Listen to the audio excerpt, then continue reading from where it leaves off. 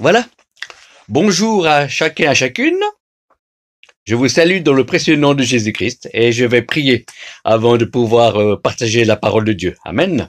Voilà. Seigneur, merci pour ta vie, merci pour ta présence, merci parce que là, deux, trois sont assemblés au milieu de nous et merci Seigneur parce que tu es celui qui encore veut parler à nos cœurs au travers de paroles prophétiques, au travers de la prédication de la parole. Merci Seigneur de conduire ce moment dans le nom de Jésus. Amen. Et voilà, chers amis, ça fait plaisir de pouvoir prendre la parole pour pouvoir vous annoncer une prédication qui s'intitule « La puissance de la parole prophétique ». Amen. Bon, la puissance de la parole prophétique, c'est le thème que nous allons aborder aujourd'hui. Aujourd'hui, on va prendre la Bible et 2 Pierre 1, verset 21. Dans 2 Pierre 1, verset 21, nous lisons « En effet, aucun message de prophète n'a jamais été apporté par une volonté humaine, c'est porté par l'Esprit Saint que des humains ont parlé de la part de Dieu. » Amen. Je vais relire ce verset parce qu'il n'y en a qu'un. 2 Pierre 1, verset 21. En effet, aucun message de prophète n'a jamais été apporté par une volonté humaine, c'est porté par l'Esprit Saint que des humains ont parlé de la part de Dieu. Amen. Donc, nous voyons que la parole prophétique, depuis le commencement, Dieu n'a jamais cessé de parler. Alléluia. On voit dans le livre de la Genèse, à la création du monde, nous voyons que Dieu créa. Dieu créa les cieux et la terre. Et la lumière soit, et la lumière fut, etc. Dieu a tout créé, toutes choses, par sa parole. Et dans l'évangile de Jean, nous voyons au commencement, la parole était avec Dieu et la parole était Dieu. Amen. Dieu a tout créé par sa parole. Dieu a tout créé de son cœur. Dieu a tout créé par son souffle. Dieu est vivant. Dieu a toute autorité sur la terre et les cieux. Il traverse l'histoire, il traverse les galaxies, il traverse l'humanité, il traverse le futur et le présent. Dieu est partout. Nous sommes enfermés dans son amour. Nous sommes enfermés dans sa création. Nous rendons gloire à Dieu parce que c'est lui qui nous transforme. C'est lui qui nous sauve. C'est lui qui a fait passer des ténèbres à la lumière. Nous voyons que la parole prophétique nous informe. La parole prophétique existe de toute éternité. Elle est contenue dans le cœur du Père, dans le cœur du Père. Et Dieu donne ses révélations au travers de ses serviteurs ou de ses enfants. Amen. Et Dieu a tout créé par sa parole, donc il peut parler au travers des dons de l'esprit. Il peut parler au travers de révélations. Il peut parler au travers de visions, de songes. Dieu n'est pas limité pour parler, parce que Dieu est un Dieu de la communication.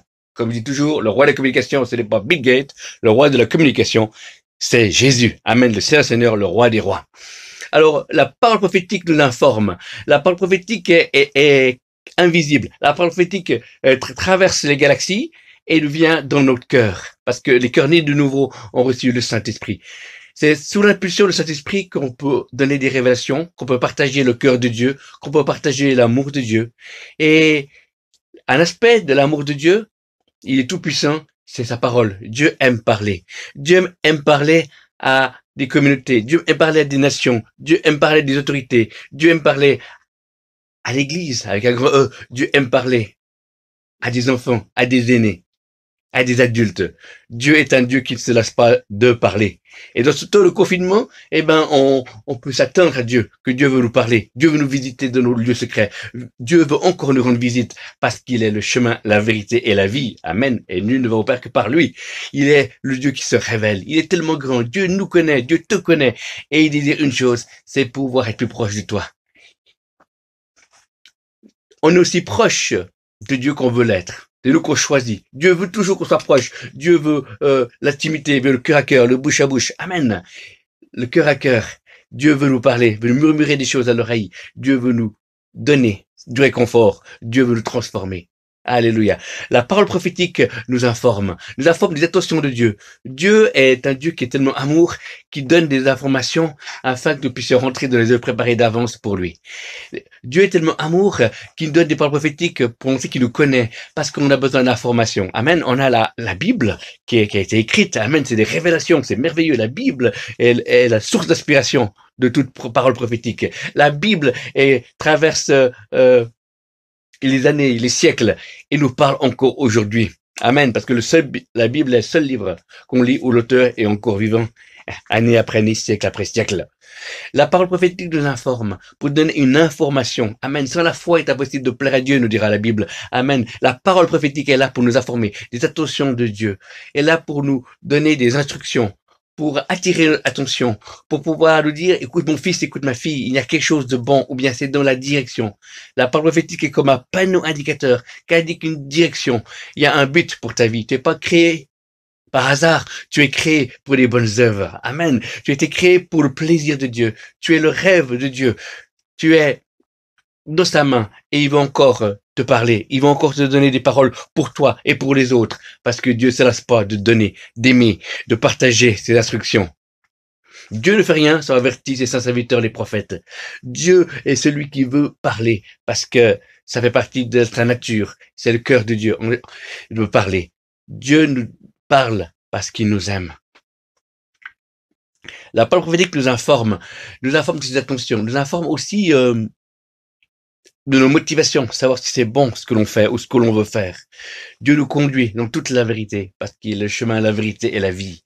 La puissance de résurrection, la puissance de Dieu qui demeure en nous par le Saint-Esprit nous permet de pouvoir capter des pensées divines. Amen. La parole prophétique est puissante parce qu'elle vient du Saint-Esprit. Quand un homme, une femme, un enfant prophétise, il y a une révélation, il y a une puissance, il y a une autorité, il y a une vie, il y a la puissance de Dieu qui se met en marche. Amen. Donc, voyons que la parole prophétique nous transforme. Deuxième point. Elle nous informe et nous transforme. Pour pouvoir rentrer dans les œuvres préparées d'avance, Dieu nous transforme. Il nous prend là où on est. Amen. Qu'on ait un jour de conversion, 2 jours, une année, 2 ans, 10 ans, 20 ans. On va de gloire en gloire. Dieu nous informe. Après, Dieu nous transforme. Nous transforme à son image pour être conforme au cœur de Dieu, à l'état d'esprit de Dieu, à l'état d'esprit du royaume de Dieu. Dieu nous transforme afin qu'on puisse devenir des autres vivantes, des personnes où l'esprit de Dieu vient habiter en nous et nourri de la parole de Dieu. Nous pouvons apporter des paroles d'autorité, des paroles de vie, des paroles de proclamation, des libérations. La parole prophétique nous transforme. Amen. Nous transforme quand on la donne, nous transforme quand on la reçoit, quand on reçoit des paroles prophétiques de la part d'orateurs, de la part de prophètes, d'apôtres, de ministères. Eh bien, il y a un dépôt qui est lancé, il y a un appel de Dieu qui est lancé, il y a la vie de Dieu, il y a une transformation, il y a un réma, il y a une action surnaturelle, ni par force ni par puissance, mais par l'Esprit du Seigneur. L'Esprit de Dieu nous transforme. L'Esprit de Dieu par les révélations que données au travers de serviteurs de Dieu, au travers de frères et sœurs loin, que ce soit par téléphone, que ce soit dans les temps de prière, que ce soit dans le culte, eh ben, il y a quelque chose qui se passe parce que Dieu a tout créé par sa parole. Et il ne changera pas. Amen. De les élections dit Dieu, je répondrai à mon esprit de toute chair, vos fils et vos filles prophétiseront. Amen. Alléluia. C'est la volonté de Dieu. Et c'est toujours la volonté de Dieu que nos fils et nos filles prophétiseront. Alléluia. Donc la parole prophétique nous transforme pour pouvoir nous conduire dans la direction que Dieu veut. Après qu'il nous informe, il nous transforme pour pouvoir avoir les yeux fixés sur Jésus. Plus on reçoit des paroles prophétiques pour donner aux autres, comme on reçoit des paroles prophétiques de Dieu au travers d'autres, eh ben, ça nous donne envie de connaître l'auteur des paroles. Alléluia. Pas celui qui nous a apporté, pas le messager, le frère ou la sœur ou l'orateur, mais celui qui est la source d'inspiration, celui qui est le donateur du don, le donateur de la parole prophétique, celui qui est le Père Céleste, celui qui est Jésus, le Messie d'Israël et le chef de l'Église. Amen. Donc, nous voyons que la parole prophétique nous transforme pour pouvoir être conforme à la volonté de Dieu. Amen. La parole prophétique nous donne une réaction. Quand Dieu parle, viens avec moi ou va à gauche, va à droite. Il y a Dieu a demandé une action, c'est pas seulement une information. Dieu veut une action, une obéissance. Dieu parle et sa main accomplit. Amen. Dieu nous invite à rentrer dans sa destinée. On n'est pas dans le hasard, on est dans la liberté de donner une volonté à libre arbitre, de pouvoir dire oui ou non. Mais l'amour de Dieu continue à parler sous différentes formes. Dieu parle tantôt d'une manière, tantôt de l'autre, et on ne prend pas à ses gardes.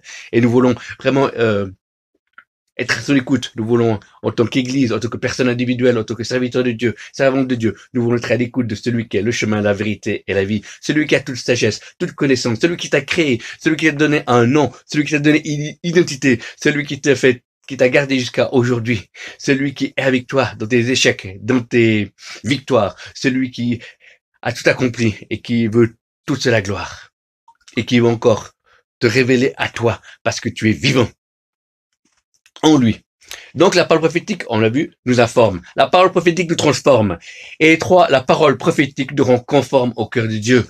Oui, on n'est pas indifférent dans la parole de Dieu. La parole de Dieu, quand elle est révélée au travers de paroles prophétiques, ça devient une information, une transformation, mais également ça nous rend conforme. Il y a des choses qui sont créées. Dans la parole prophétique créée, il y a des événements de la vie des gens qui sont créés. Il y a des vies qui sont bousculées. Il y a des actions qui se passent dans le monde invisible. Il y a des actions où les anges de Dieu se mettent en marche à travers la parole prophétique. Amen. Il y a des actions où Dieu nous visite, où Dieu nous transforme, où il y a quelque chose qui passe parce qu'il nous modèle au travers de sa parole, au travers de son onction, au travers de sa vie. La parole prophétique nous rend conforme au cœur de Dieu. Parce que Dieu veut tout créer par sa parole et il va continuer encore à parler pendant ce confinement, après ce confinement. Ce n'est pas la fin. Alléluia. C'est lui qui est le chemin, la vérité et la vie, le commencement, la fin et l'oméga, le commencement et la fin. Mais Dieu veut te donner la fin. Oui, la fin de lui. La fin. Amen. D'avoir faim et soif de la présence de Dieu, de la vie de Dieu. Amen. Dieu n'est pas un homme pour mentir. Alléluia. Ni un homme pour se repentir. Dieu est celui qui est le chemin, la vérité et la vie. Et il veut se connecter à toi. Il veut connecter à ton cœur. Il veut continuer à te donner sa protection. Il veut te donner des instructions. Il veut te renouveler. Les jeunes gens et jeunes filles se fatiguent, mais ceux qui se confient à l'Éternel prennent leur envol comme des aigles. Alléluia. Et il y a la possibilité d'être renouvelés. Nos forces pendant la marche, pendant qu'on l'adore, pendant qu'on sert, pendant qu'on cherche sa face. Dieu nous transforme. Dieu agit. Alléluia. Dieu continue à lever des ministères, de continuer à bénir, à sauver. Il est le Dieu qui ne se lasse pas de travailler jour après jour. Alléluia. L'œuvre qui a commencé on nous l'amènera à son terme. Dieu veut continuer à te donner la liberté de le servir et de l'adorer. Et un temps nouveau se lève pour l'église de la Suisse. Un temps nouveau se lève pour la francophonie, pour l'église de francophonie. Il y a un temps où une nouvelle onction de l'esprit va être déversée et Dieu va utiliser des hommes et des femmes, des enfants, des aînés, des vieillards qui ont accepté de déposer à leurs pieds leur volonté et leur exigence, leur droit, pour que le droit du roi des rois puisse intervenir dans nos vies. Dieu va encore utiliser, Dieu va encore bénir, sauver, guérir et délivrer. Amen. Dieu cherche simplement des hommes et des femmes loin de Saint-Esprit et de feu.